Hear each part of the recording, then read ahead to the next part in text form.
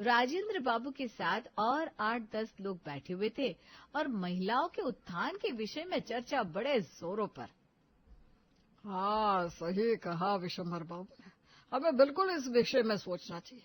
आखिर नारी से ही तो ये सारी सृष्टि का निर्माण है, वरना कहाँ जी कुछ संभव है। ये सारी बातें रसोई में खड़े खड़े और चाय बनाते हुए राजेंद्र जी की दोनों बहुएं सुन रही थी। सुन रही हो ना भाभी? हाँ, मैं सुन रही हूँ। हाँ, शुरू से सुनती ही तो आई हो, तभी तो ये हाल है हमारा। अगर आपने पहले ही ठोस कदम उठाया होता तो ये हाल ना होता। अरे कोई बात नहीं महक, अब तुम उठा लो। तब मैं अकेली थी, अब मैं तुम्हारे साथ हूँ। लेकिन मेरे अकेले के बस की तो अब भी ना है। मतलब मजे ले रही हो आप मेरे भाभी, है ना? अरे पगली, मैं क्या तेरे मजे लूंगी? मेरे मजे तो वैसे ही जिंदगी ले रही है। तू तो मेरी छोटी बहन है रे। इतना कहकर पायल हॉल में बैठे लोगों के लिए चाय और नाश्ता लेकर जाती है। आइए हम ले चलते हैं आपको चौहान परिवार के घर, जहाँ की दुनिया बड़ी ही अजब गजब है। अब आप ये सोच रहे होंगे कि ऐसी भी क्या अजब गजब है, तो ये कहावत तो आप बचपन से ही सुनते चले आ रहे होंगे कि हाथी के दांत खाने के कुछ और दिखाने के कुछ और होते हैं। बस इसी कहावत को 100 नहीं 200% सही साबित करता है हमारा चौहान परिवार। कैसे? आइए देखते हैं। पायल और महक दोनों रसोई में बढ़ते बर्तनों के ढेर को देखकर परेशान थी। अरे महक, आज कहाँ रह गई तुम्हारी बाई, जरा पता तो करो। अरे मेरी बाई का क्या मतलब है भाभी, मैं कुछ समझी नहीं। अरे इतनी भी क्या जल्दी है मेरी प्यारी देवरानी जी, समझ जाओगी समझ जाओगी। बताओ ना भाभी, आप ना बहुत पहेलियां बुझाती हो। मैंने पहले ही कहा है देवरानी जी, आपको सब धीरे धीरे पता चल जाएगा। क्यों इतनी बेसब्र होती हो? ये भी कोई बात होती है क्या? चिंगारी लगाकर मजे लेती हैं आप। अरे दोनों क्या खिचड़ी पका रही हो? बर्तन साफ कर लिए कि नहीं? कमला नहीं आने वाली। ये सुनकर महक के होश उड़ जाते हैं और वो सारा माजरा समझ जाती है कि आखिर क्यों उसकी जिठानी इतने मजे ले रही है। क्यों मम्मी जी, कमला क्यों नहीं आएगी? उसकी तबीयत ठीक नहीं है क्या, या आज भी उसे कहीं जाना पड़ गया? वो नहीं आएगी मेरी प्यारी बहू रानी, आज से मैंने उसकी छुट्टी कर दी है। क्यों मम्मी जी, वैसे इतने काम कम है क्या जो आपने उसकी छुट्टी कर दी? अरे ऐसा इस घर में कौन सा जग से निराला काम है जो तुमको बर्तन साफ करने के लिए भी बाई चाहिए? जैसे हर किसी के घर में दाल रोटी बनती है, वैसे हमारे घर में बनती है। सास आशा जी के मुंह से ये सुनकर जैसे पायल 10 साल पीछे चली गई।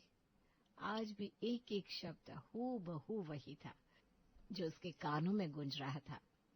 लेकिन ना तो वो तब कुछ कर पाई थी और ना आज कुछ करने के लायक थी, क्योंकि उसके अंदर उतनी हिम्मत ही नहीं थी कि वो इन सब से अपने अधिकारों के लिए लड़ सके। माँ बाप ने घर से विदा करते समय जो सीख दी, बस उसी को निभा रही थी। सास के मुंह से ये सुनकर महक गुस्से से भुनभुनाती हुई पायल के पास आती है। अच्छा, इसलिए आप सुबह से मुस्कुरा रही थी? चलो, अब तुम सुनना ही चाहती हो तो सुनो। यही सब मेरे साथ आज से 10 साल पहले हो चुका है, इसीलिए मैं मुस्कुरा रही थी। और ऐसी ही बाई मेरी शादी के समय भी लगाई गई और ठीक इसी तरह शादी के 3 महीने पूरे होते होते हटा दी गई थी। मतलब ये सब दुनिया को दिखाने के लिए करते हैं? सही पकड़े हैं देवरानी जी, ये दुनिया के सामने नारी सशक्तिकरण का ढिंढोरा पीटते हैं और खुद के घर में ये हाल है, इनकी ये सोच है कि घर की बहुएं सिर्फ और सिर्फ काम करने के लिए ही तो बनी है। पायल ये सुनकर अवाक रह जाती है, उसकी आंखों से आंसू बहने लगते हैं। तो अब मुझे इस घर में बर्तन भी साफ करने पड़ेंगे? मेरे माँ बाप को फिर छोटे सपने क्यों दिखाए गए थे कि तुम्हारी बेटी को हम सातों सुख देंगे? और तो और इन्होंने इतनी लंबी चौड़ी इंसानियत की जो बातें की थी, इसका मतलब भी वो सब एक भ्रम था। तभी ससुर जी की आवाज सुनाई देती है। अरे आशा जी, बहुएं कहाँ गई? कहीं दिखाई नहीं दे रही। जरा उनसे कह दो आज 15 आदमियों का खाना बनना है, और खाना जरा अच्छा ध्यान से बनाए, क्योंकि सारे अच्छे और बड़े घरों के लोग आ रहे हैं, तो ध्यान रखना जरूरी है। आशा जी अपने पति राजेंद्र जी की बात सुनकर बाहर आती है। ठीक है कह दूंगी, अभी बर्तन साफ करिए छोटी बहू, आज उसी से बनवाऊंगी सबका खाना, आखिर पता तो चले उसका हाथ कैसा है। उधर रसोई में देवरानी जिठानी दोनों ये बात बड़े गौर से सुन रही थी कि अब उनकी जिंदगी में आज फिर से कौन सा नया तूफान आने वाला है। चलो गुरु, हो जाओ शुरू। खाना बनाते, अपने ससुर जी के मेहमानों को खिलाते और फिर रसोई समेटते, फिर बर्तन साफ करते करते पायल और महक को रात के 1 बज जाते हैं।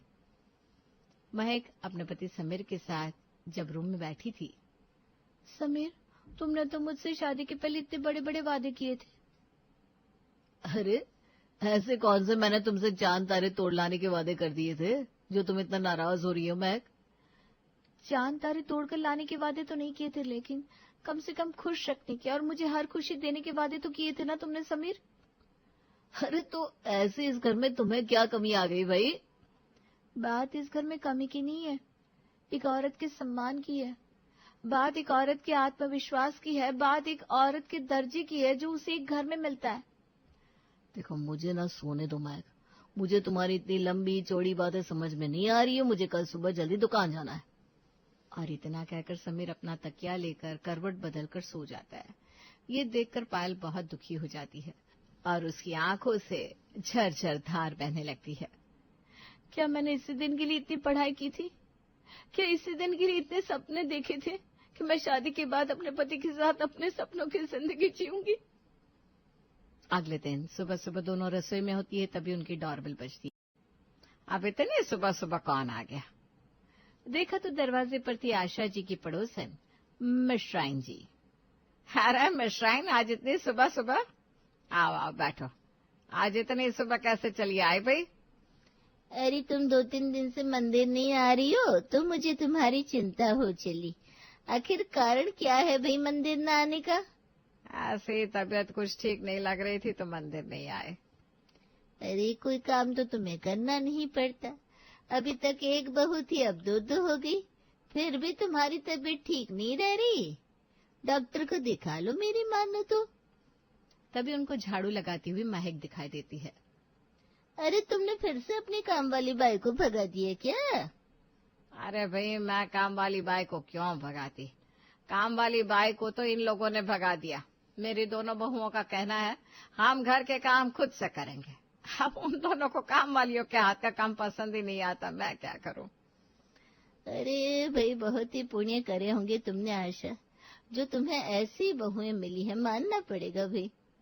अच्छा, मुझे ऐसी बहुएं मिली है तो मैंने पुण्य किए है, और मेरी बहू ने भी तो कुछ पुण्य किए होंगे जो उन्हें मेरे जैसी सास मिली है। आशा के मुंह से ये बात सुनकर पायल और महक आंखों ही आंखों में एक दूसरे को देखकर मुस्कुराने लगती हैं। मान गए भाभी, सासू माँ को भी। क्या कमाल की गेम चेंजर है। कब बॉल इस पाले में जानी है ये उनसे बेहतर कोई जान भी सकता है। ग्रैंड सैल्यूट है सासू माँ को। अरे महक, ये देखते देखते तो मेरे जीवन के 10 साल इन लोगों के साथ निकल गया।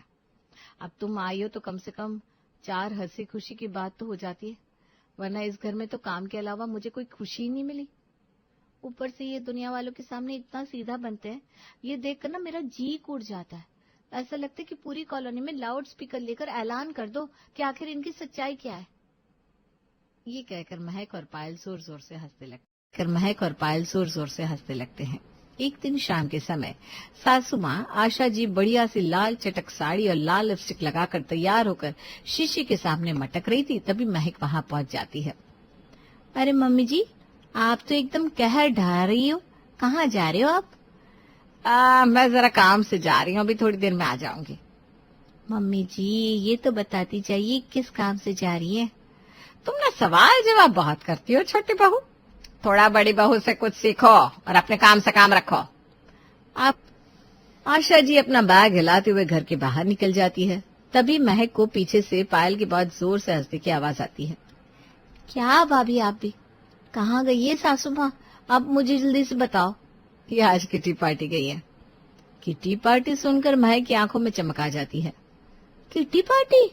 तो आपने आज तक ज्वाइन क्यों नहीं की? चलो हम भी ज्वाइन कर लेते हैं, इसी बहाने से ही इस घर से कम महीने में 1 दिन तो बाहर निकलेंगे।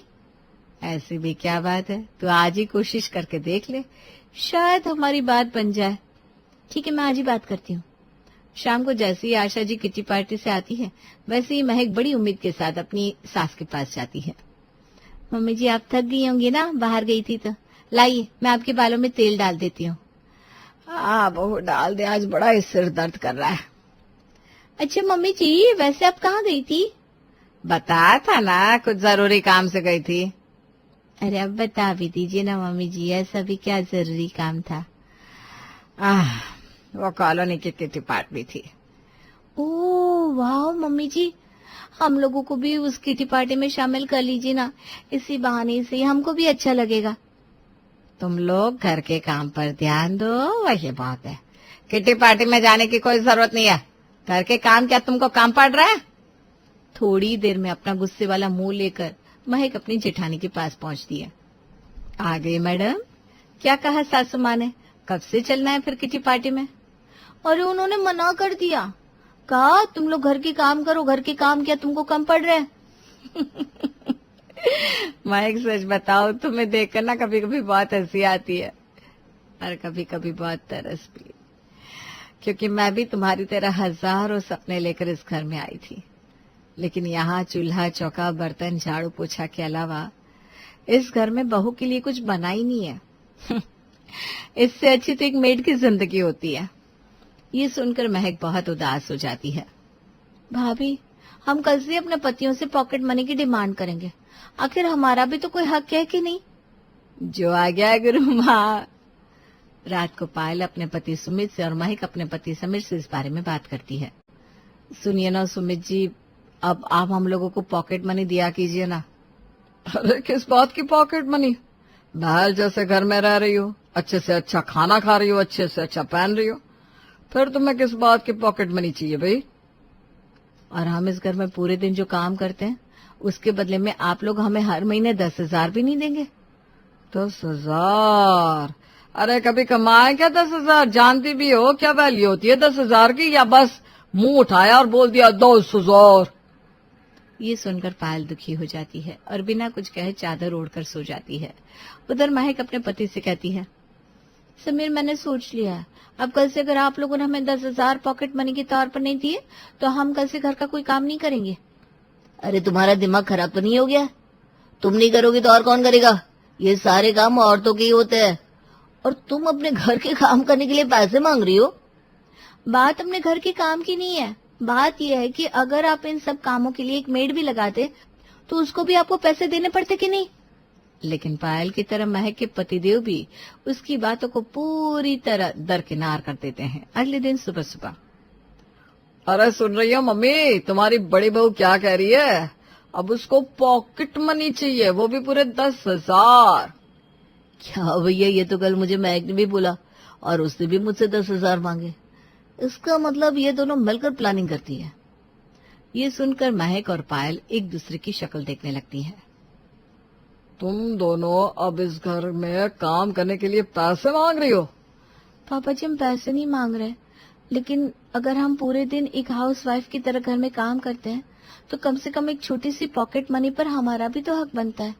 चलो ठीक है, 10,000 नहीं तो कम से कम 5,000 ही सही, कुछ तो दो। बहू, इन फालतू बातों में तुम लोग ना उलझो और घर के काम अच्छे से निपटाओ। ये पॉकेट मनी वगैरह इस घर में भूल जाओ। अभी सब बात कर रहे थे कि तभी दरवाजे से आई हुई मिश्राइन बड़ी ही परेशान से आती हुई दिखाई देती है। क्या हुआ मिश्राइन, बड़ी परेशान दिखाई दे रही हो? अरे हाँ आशा, आज मेरे घर काम वाली बाई नहीं आई, मैं बड़ा ही परेशान हूँ। तुम अपनी काम वाली से कह देना जरा मेरे घर भी झाड़ू पोछा मार जाए। मुझे लगता है मिश्राइन तुम भूल गई हो कि हमने पिछले महीने ही बाई हटा दी थी। अरे हाँ यार, तुमने बिल्कुल सही कहा, मैं तो भूल ही गई। चलो तुम्हारा बढ़िया है, तुम्हारी बहुएं सब काम कर लेती हैं। यहाँ तो जिस दिन काम वाली बाई ना आए पूरा घर हिल जाता है। काम वाली बाइयों को तो ऐसा लगता है जैसे कि हर रोज उनकी आरती उतारी जाए, उनके आगे दिया लगाया जाए। हाँ, उनकी नजर भी उतारी जाए जिससे वो बीमार भी ना हो। अरे एक दिन की छुट्टी का मतलब पूरा घर तहस नहस। ये सुनकर दोनों भाई जोर जोर से हंसने लगते हैं। सही कहा आंटी आपने, आजकल काम वालियों से ज्यादा वैल्यू किसी की नहीं है। समीर के मुंह से ये लाइन सुनकर महक के दिमाग की बत्ती जलती है। काम वालियों से ज्यादा वैल्यू किसी की नहीं? क्या हुआ महक, तुम अचानक? हाँ आंटी, मुझसे ना आपका दुख देखा नहीं गया। आप कहो तो मैं आपके घर आज से ही काम करना शुरू कर देती हूँ। अरे अरे, ये क्या कह रही हो तुम? मुझे बताए, तुम मजाक कर रही हो? नहीं आंटी, मैं बिल्कुल भी मजाक नहीं कर रही हूँ। मैंने अब सेल्फ डिपेंडेंट बनने का सोचा है, इसलिए अगर आप कहे तो, वरना मैं कोई और घर पकड़ती हूँ, क्योंकि मुझे तो काम और पैसे से मतलब है। अगर तुम सच में काम करना चाहती है तो बिल्कुल कल से आ जाओ। कल से क्यों, आज से क्यों नहीं? महक फटाफट सारा काम करके मिश्राइन का दिल जीत लेती है और घर वापस भी आ जाती है और अगले दिन नहीं जाती। तभी मिश्राइन का फोन आशा जी के पास आता है। अरे आशा, तुम्हारी छोटी बहू कहाँ रह गई? क्या मतलब, कहाँ रह गई? अरे उसने तुमको बताया नहीं, उसने कल से मेरे घर झाड़ू पोछा और बर्तन की नौकरी कर ली है। तुम्हारा दिमाग तो खराब नहीं हो गया? अरे भाई, कैसी बात कर रही हो?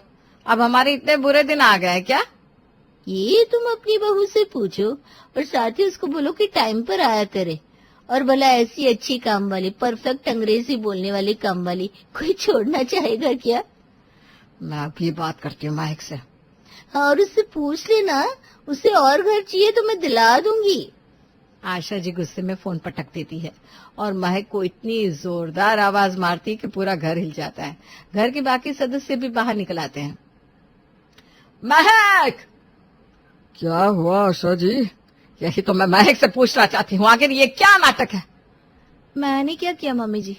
अभी मिश्राइन का फोन आया था, कह रही थी तुम उनके यहाँ मेड की नौकरी करने जाओगी। ये सुनकर सबके चेहरे फक पड़ जाते हैं। क्या, मेड की नौकरी? हाँ, तो इसमें बुराई क्या है? और समीर जी, आप ही तो कल कह रहे थे कि काम वालियों से ज्यादा वैल्यू किसी की नहीं है, तो बस मैंने वही करने का सोचा। आधा टाइम हाउसवाइफ, आधा टाइम काम वाली, इससे 4 पैसे भी हाथ में आएंगे। और घर की इज्जत? मैं झूठे दिखावे की इज्जत में विश्वास नहीं करती। मैंने सोच लिया है पापा जी, अब मैं काम करने जाऊंगी। महक का ये रौद्र स्वरूप देखकर सब घबरा जाते हैं और एक था जो इस सबसे खुश था, वो थी पायल। और नहीं बेटा, हमसे गलती हो गई। आज से इस घर में मेड भी आएगी काम करने, और समीर सुमित, तुम दोनों आज से इन दोनों बहुओं को उनकी इतनी मेहनत के बदले पॉकेट मनी भी देना शुरू कर दो। आज से तुम दोनों सिर्फ और सिर्फ खाने का काम संभालोगी, बाकी सबके लिए आज से घर में काम वाली होगी। और जो मेरी इज्जत इस पूरी कॉलोनी में मिट्टी में मिल गई, उसका क्या? अभी तक तो मिश्राइन ने न जाने किस किस को फोन करके कह दिया होगा। अरे मम्मी जी, वो मैं संभाल। रामपुर गांव की पाठशाला में टीचर जी बच्चों को पढ़ा रही थी। कुछ दिनों से टीचर जी की सबसे मेधावी छात्रा कमला पढ़ने के लिए नहीं आ रही थी। इसीलिए टीचर जी ने कक्षा के बच्चों से पूछा, अरे श्याम बेटा, आजकल कमला पढ़ने क्यों नहीं आती? क्या तुम्हें कुछ पता है? नहीं टीचर जी, मुझे तो इस बारे में कुछ नहीं पता। उसका घर मेरे घर से बहुत दूर है। आप सीमा को पूछ लो, वो उसके पड़ोस में ही रहती है। क्यों सीमा, तुम्हें कमला के बारे में कुछ पता है? आजकल वो स्कूल क्यों नहीं आती? वो टीचर जी, उसकी ना शादी होने वाली है। शादी होने वाली है? लेकिन वो तो अभी सिर्फ 8 बरस की है। इतनी कम उम्र में कौन शादी करता है? नहीं टीचर जी, मैं सही कह रही हूँ। कल ही उसकी अम्मा ने हमारी अम्मा से कहा था कि अगली पूनम को सीमा का ब्याह है। अच्छा ठीक है, तुम पढ़ाई करो। शाम को मैं खुद जाकर उसके घर वालों से पता करने की कोशिश करूंगी। क्लास की सबसे बुद्धिमान लड़की है वो। अगर उसके घर वाले उसकी इतनी कम उम्र में शादी कर रहे हैं तो ये तो बहुत गलत हो रहा है। मुझे उनसे बात करनी होगी। शाम के वक्त टीचर जी कमला के घर जाती हैं और कमला के माता पिता से बात करती हैं। अरे टीचर जी, आप यहाँ आइए, बहुत अच्छा किया, सही वक्त पर आई हैं। अरे कमला के बापू, देखो कौन आया है। अरे टीचर जी, आप यहाँ आइए। कमला की अम्मा जल्दी से जाकर टीचर जी के लिए मिठाई ला। इतने सही वक्त पर आई हैं ये। नहीं, मैं यहाँ मिठाई खाने नहीं आई। मैं तो बस ये देखने आई थी कि 1 सप्ताह होने को आया, कमला बिटिया स्कूल नहीं आ रही है। सब ठीक तो है ना? अब आपको क्या बताएं टीचर जी, हम अपनी बिटिया का ब्याह पक्का कर दिए हैं। अगली पूनम को उसका ब्याह है। ये आप क्या कह रहे हैं? कमला तो सिर्फ अभी 8 साल की है। आप इतनी कम उम्र में उसकी शादी नहीं कर सकते। ये कानूनी तौर पर अपराध है। अरे टीचर जी, आप काहे परेशान होती हैं? ये लीजिए, आप मिठाई खाइए। और हम तो आपको ब्याह में न्योता देने वाले थे। और रही बात बिटिया के ब्याह की, तो ये हमारे समाज का नियम है, हम इसे नहीं तोड़ सकते। आप उसकी माँ होकर ऐसा कैसे कह सकती हैं? क्या आप जानती नहीं, इतनी कम उम्र में शादी करके आप उसकी हेल्थ और उसके आने वाले जीवन के लिए कितना बड़ा खतरा मोल ले रही हैं? देखिए टीचर जी, हमारे समाज में 10 बरस से पहले लड़का लड़की का ब्याह कर दिया जाता है। ये हमारे मान सम्मान का मामला है। कौन से मान सम्मान की बात कर रहे हैं आप? कच्ची उम्र में विवाह करना आपके लिए आपके सम्मान का विषय कैसे हो सकता है? अब आपको क्या बताएं, हमारे समाज की ये प्रथा है और हम इसके विरुद्ध नहीं जा सकते, और हम खुद भी इसे सही मानते हैं। आप शहर के पढ़े लिखे लोग हैं, आपकी नजर में ये गलत हो सकता है, लेकिन हमसे पूछिए, हमारे लिए तो ये बहुत शान की बात है कि हमारी बिटिया का 10 बरस से पहले ब्याह हो रहा है। हाँ टीचर जी, बच्चों का ब्याह जितनी कम उम्र में हो जाए उतना ही ठीक रहता है, नहीं तो बड़े होकर कुछ ऊंच नीच हो जाए, कुछ गलत काम कर ले तो समाज में नाक कटाने के अलावा कुछ नहीं बचता। आप गलत कर रहे हैं, आपको समझना चाहिए। आप जानते हैं, बाल विवाह करने के लिए आपको सजा भी हो सकती है। अब हम किसी सजा से नहीं डरते, ये हमारी प्रतिष्ठा का सवाल है। हमारे समाज और हमारे देवी देवताओं की वर्षों से चली आ रही परंपरा को हम ठुकरा नहीं सकते। टीचर जी के लाख समझाने के बाद भी कमला के माता पिता उनकी बात समझने को तैयार नहीं थे। टीचर जी ने बहुत कोशिश की। उन्होंने गांव के अन्य कई लोगों से भी बाल विवाह रोकने के लिए बातचीत की, लेकिन किसी ने उनकी बात का समर्थन नहीं किया। तभी टीचर जी की मुलाकात गांव के 25 साल के युवक मोहन से हुई। मोहन शहर में नौकरी करता था और कुछ दिनों के लिए गांव आया हुआ था। एक दिन सुबह के वक्त। नमस्ते मैडम, मैंने सुना है आप गांव के बच्चों को पढ़ाने के लिए शहर से यहाँ आई हैं। आप सच में बहुत अच्छा काम कर रही हैं। जी धन्यवाद। वैसे आप कौन हैं? पहले कभी आपको यहाँ देखा नहीं। मैं यहाँ नहीं रहता, शहर में नौकरी करता हूँ और कभी कभार यहाँ पर आता हूँ। यहाँ हमारी कुछ जमीनें हैं, बस उन्हीं के काम के लिए यहाँ आया था। आप मुझे पढ़े लिखे और समझदार इंसान लगते हैं, इसीलिए आपसे एक बात करना चाहती हूँ। यहाँ गांव के लोग अपने बच्चों का बहुत कम उम्र में विवाह कर देते हैं। क्या आप उन्हें समझाने में मेरी मदद करेंगे? गांव के लोग इस मामले में आपकी कोई बात नहीं सुनेंगे मैडम। बाल विवाह की प्रथा यहाँ पर सदियों से चली आ रही है। ये लोग किसी की नहीं सुनते।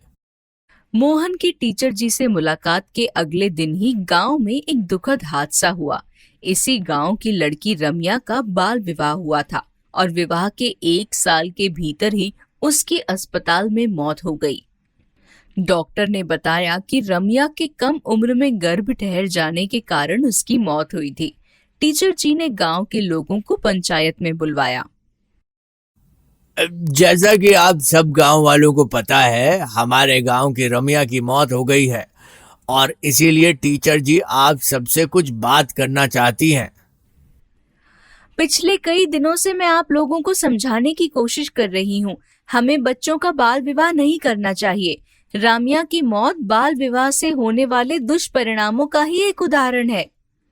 देखो भाइयों, पिछले कुछ दिनों से यह टीचर जी हमारे गांव में बाल विवाह को रोकने की कोशिश कर रही है, लेकिन यह हमारी परंपरा है। हम सबको मिलकर टीचर जी को वापस उनके शहर भेज देना चाहिए। यहाँ ये सब नहीं चलेगा। सारे गांव वाले एक साथ। हाँ, हमारे गांव में ये सब नहीं चलेगा। हम अपनी परंपरा को नहीं छोड़ सकते हैं। गांव के सभी लोग टीचर जी की बात का विरोध करते हैं और काफी उग्र हो जाते हैं। और वैसे भी आपके पास इसका क्या सबूत है कि रम्या की मौत उसकी कच्ची उम्र में शादी की वजह से हुई है? तभी वहां पर मोहन आ जाता है और उसके साथ में गांव के अस्पताल के डॉक्टर साहब भी। शांत हो जाइए आप लोग। इस तरह टीचर जी पर गुस्सा करके और उन्हें नुकसान पहुंचाकर कुछ हासिल होने वाला नहीं है। मैं अपने साथ डॉक्टर साहब को लेकर आया हूं, वही आपको सच बताएंगे। जी हाँ, मोहन और टीचर जी सही कह रहे हैं। इस तरह कम उम्र में अपनी बच्चियों की शादी करके हम उन्हें मौत के मुंह में ढकेलते हैं। मैं आप सब लोगों को यही बताना चाहता हूं कि अब आप लोगों को बाल विवाह रोक देना चाहिए। लेकिन डॉक्टर साहब, आपके पास रम्या की मौत किस वजह से हुई है, इसका क्या सबूत है? ये देखिए, मेरे पास रम्या की मेडिकल रिपोर्ट है। आप जहां चाहें वहां दिखाकर पता कर सकते हैं। उसके साथ क्या हुआ था समझने की कोशिश कीजिए।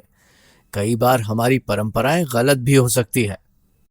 कमला के पिताजी, क्या आप अपनी कमला की जिंदगी को लेकर बिल्कुल भी चिंतित नहीं हैं? क्या आप भी चाहते हैं कि जो रम्या के साथ हुआ वो कमला के साथ भी हो?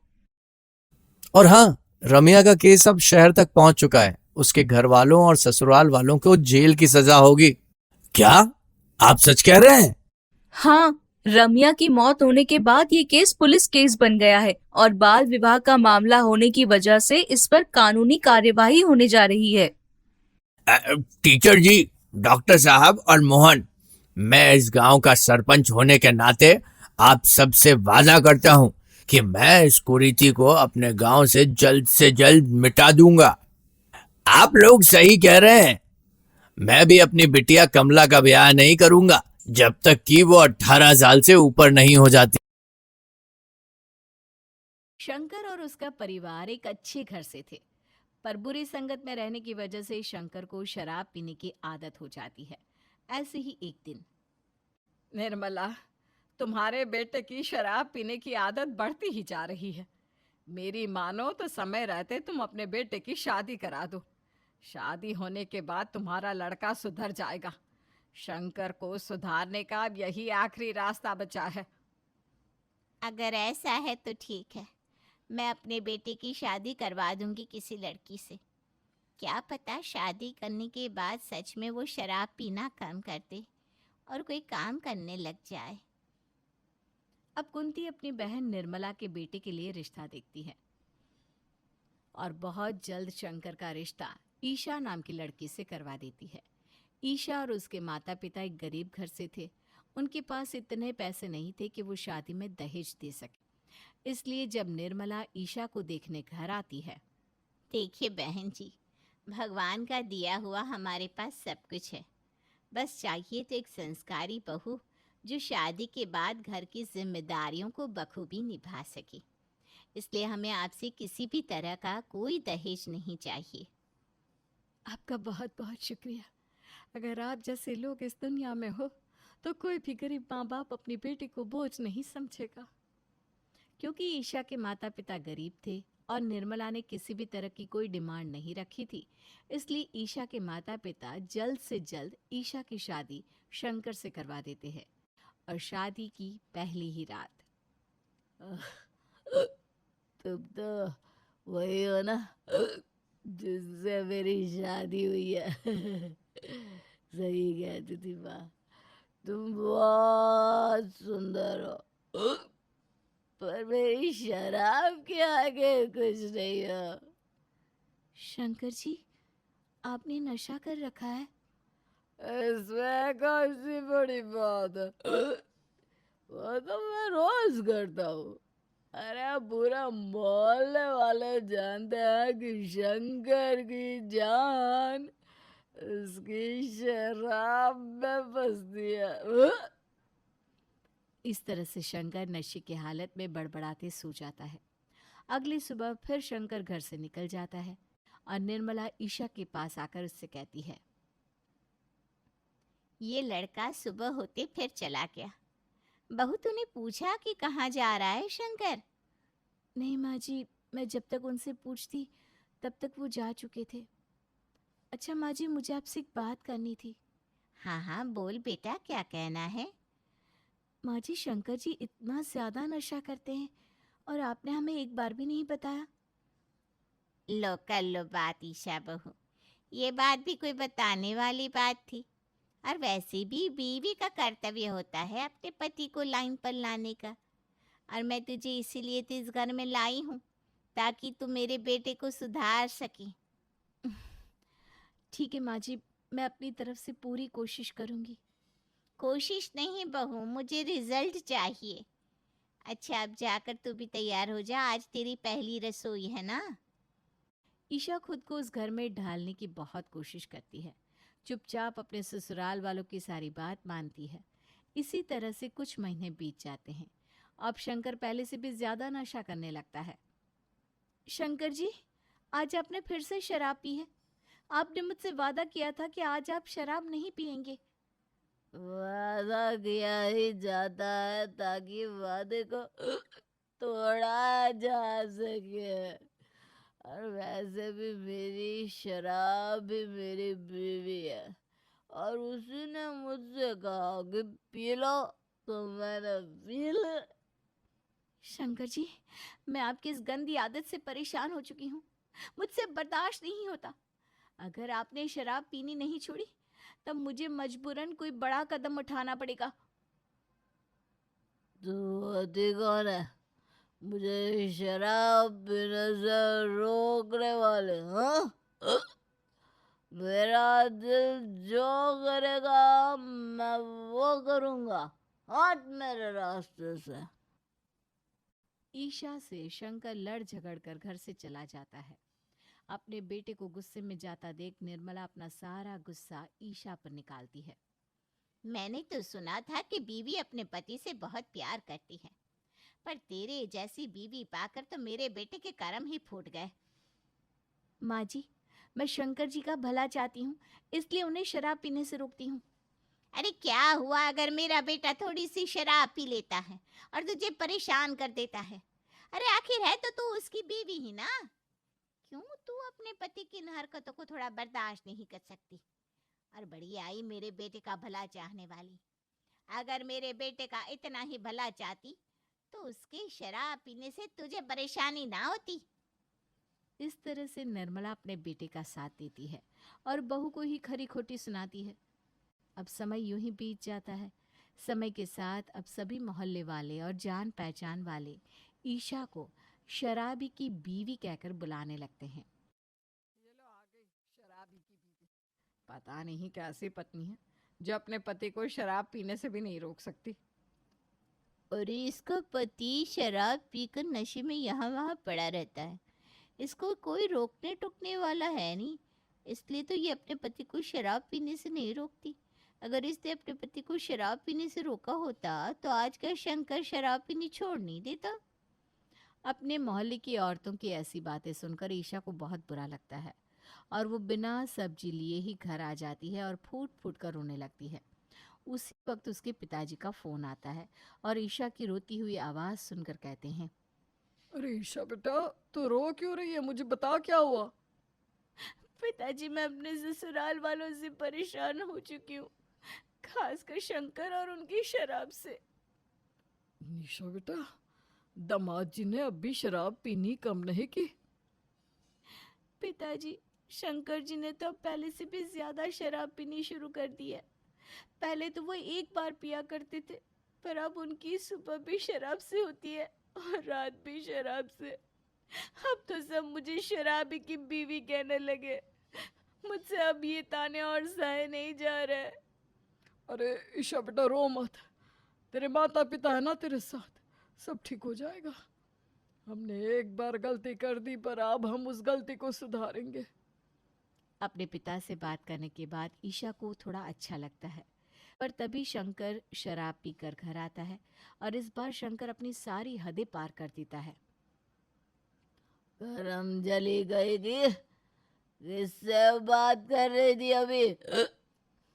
शंकर जी, जुबान संभाल के बात कीजिए, नहीं तो मैं भूल जाऊंगी कि आप मेरे पति हैं। मुझसे जुबान लड़ा दिया?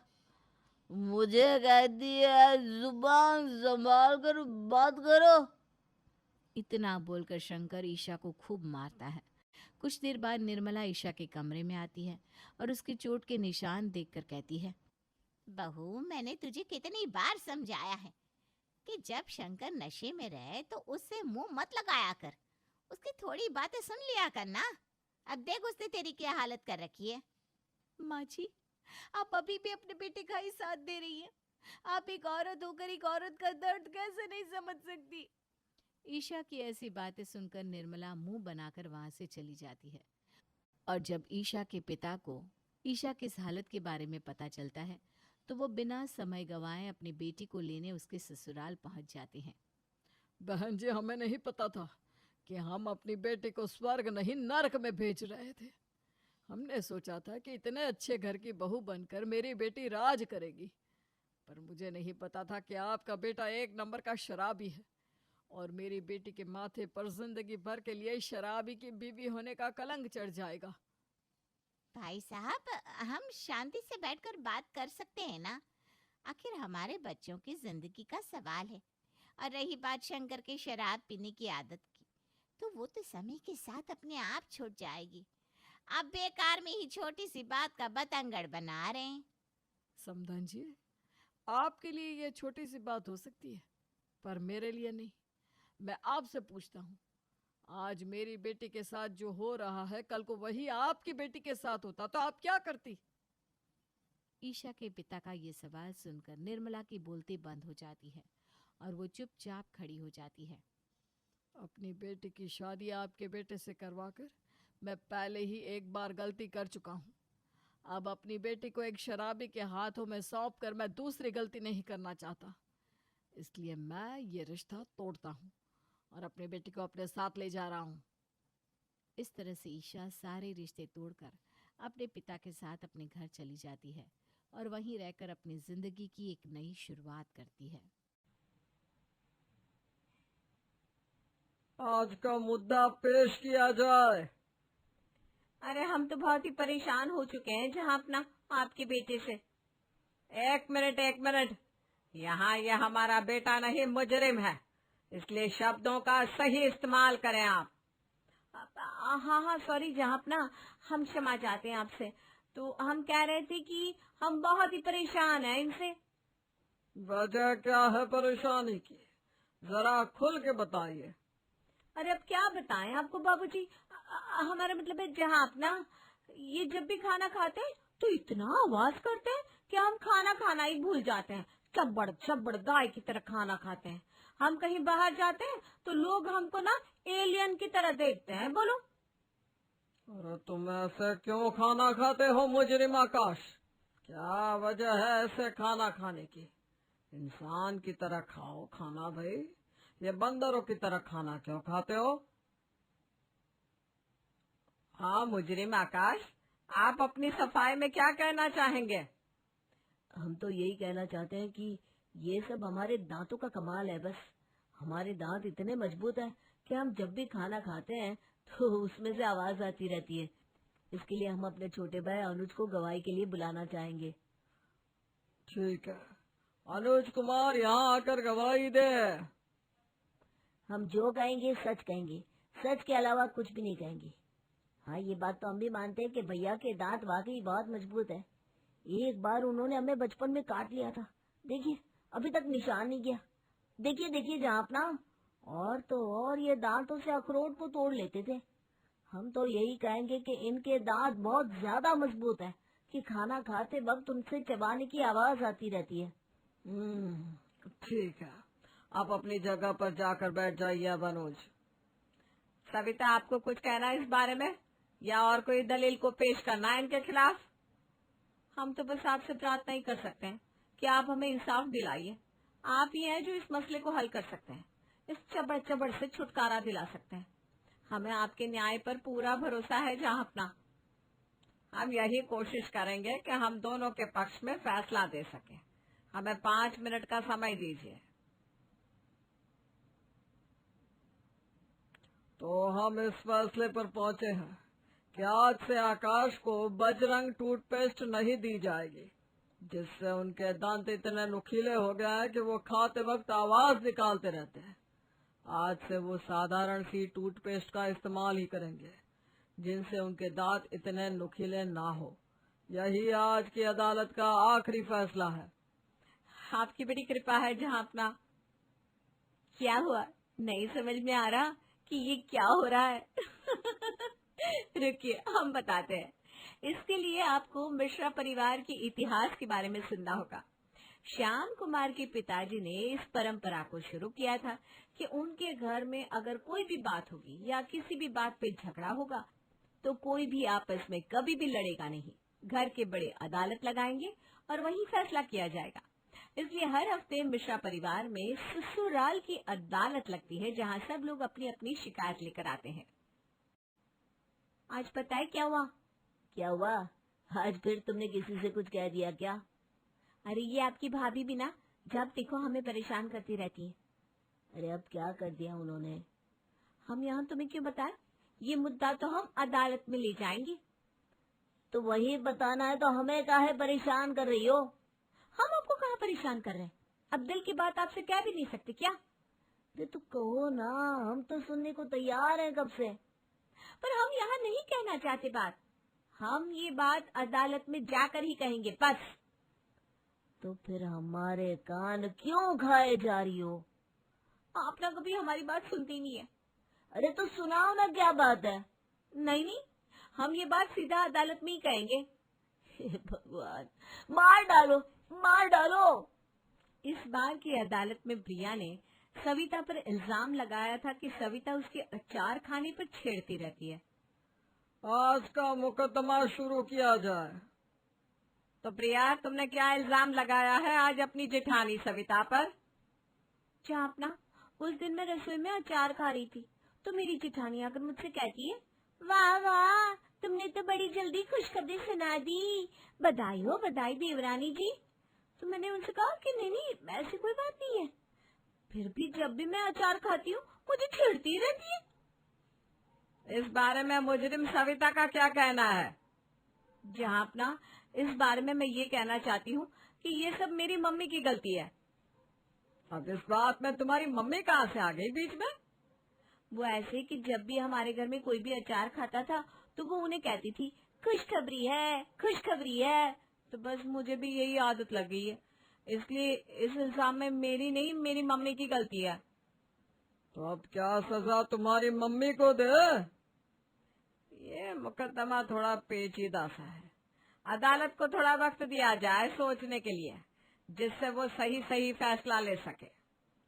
श्याम कुमार और कावेरी आपस में खूब चर्चा करते हैं और कुछ देर बाद वो फैसला सुनाने के लिए तैयार थे। तो अदालत ने यह फैसला किया है कि सविता की मम्मी की ये गलतफहमी दूर की जाएगी कि हर बार अचार खाना खुशखबरी नहीं होती, कभी कभी सब्जी भी अच्छी नहीं बनी होती। और प्रिया बहू को जब खुशखबरी देनी होगी तब वो मिठाई खाएगी, ना कि खटाई, जिससे सबको पता चल जाएगा। इसलिए आज के बाद सविता बहू को भी गलतफहमी नहीं होगी। Thank you my Lord, thank you. आपका फैसला सर आंखों पर जहाँ अपना। ससुराल की अदालत को अगले हफ्ते के लिए मुलतवी किया जाता है। इस मुद्दे को तो अदालत में लेना ही होगा। अब बहुत हो गई इनकी मनमानी। अब सही कह रहे हैं भैया, अब तो इन्हें भी सबक सिखाना ही होगा। तो आप दोनों को क्या लगता है कि हम आपको यूं ही छोड़ देंगे? हाँ, हम भी आपके खिलाफ पुख्ता सबूत इकट्ठा करेंगे, जिससे हमारा केस और भी मजबूत बने। इस केस के लिए हम जी जान लगा देंगे और मर्दों पर हो रहे अत्याचार के खिलाफ हम केस जीत कर ही रहेंगे। मैं आपके साथ हूँ भैया। हम भी अपनी पूरी अकल और ताकत लगा देंगे। क्या कहा? अकल? अनुज, ये अकल की बात कर रही है। छोड़ो ना भैया, हमारा केस बहुत मजबूत होने वाला है। वो देख लेंगे आज की अदालत में हम। हाँ, तो क्या है आज का मुद्दा? पेश किया जाए अदालत के सामने। आज दोनों पक्ष अपने अपने आरोप सामने रखेंगे। सबसे पहले आकाश और अनुज, आप बताइए। अब क्या बताया आपको? ये समस्या सालों से चलती आ रही है मर्दों के साथ। कल हमने पत्नियों से कहा कि तैयार हो जाओ, हमें शादी में जाना है। तो उन्होंने कहा बस 2 मिनट में हो जाएंगे। और जब हम शादी में पहुंचे तो विदाई हो रही थी वहाँ। आखिर कब तक मर्द इनके 2 मिनट सुनते रहेंगे, बताइए तो। बात तो बिल्कुल सही है आप दोनों की। अभी हमने दूसरे पक्ष के आरोप नहीं सुने, रुकिए। हाँ, तो सविता और प्रिया, आप दोनों बताइए।